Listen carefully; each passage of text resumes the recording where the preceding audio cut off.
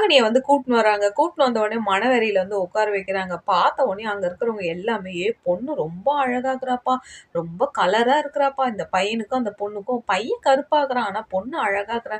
2 பேரையும் மணவறையில வந்து உட்கார வைக்கும்போது, காவேரி வந்து அப்படியே நகத்தியா கடிப்பாங்க. என்ன இன்னும் காணுமே! அதுக்குள்ளயும் இங்க நிச்சயதார்த்தம் முடிஞ்சிற போதேன்னும்போது, அதுக்கு விஜய் வந்து சொல்லுவாரு, "ஓய்!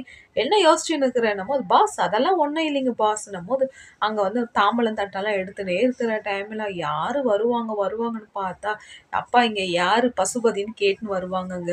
யார கேட்குறீங்க நீங்கம்போது, போலீஸ்காரெல்லாம் உள்ள என்ட்ரி ஆகுறாங்க. இல்ல பசுபதி யாருன்னும்போது, இவரு தான்னும்போது, உங்கள நான் அரெஸ்ட் பண்றேன். என்னத்துக்கு என்ன நீங்க அரெஸ்ட் பண்றீங்க? நான் யாரு தெரியுமா? எங்க ஊர்ல என் பேரும் புகழும் என்ன யோவ்! அதெல்லாம் நிறுத்தியா? உன் மேல ஒரு பொண்ணு கேஸ் குடுத்துருக்குதுன்னு. யாரு என் மேல? உடனே காவிரி சொன்னா, நான் தான் பண்ணும்போது, அங்க இருக்கிறவங்களுக்கு எல்லாருக்குமே அப்படியே ஒரு நிமிஷம் வந்து வேர்த்து விட்டுருதுங்க. வெச்சு செய்துங்க நம்ம காவேரி வந்து பசுபதிய. லைக் பண்ணுங்க, கமெண்ட் பண்ணுங்க ஃப்ரெண்ட்ஸ்.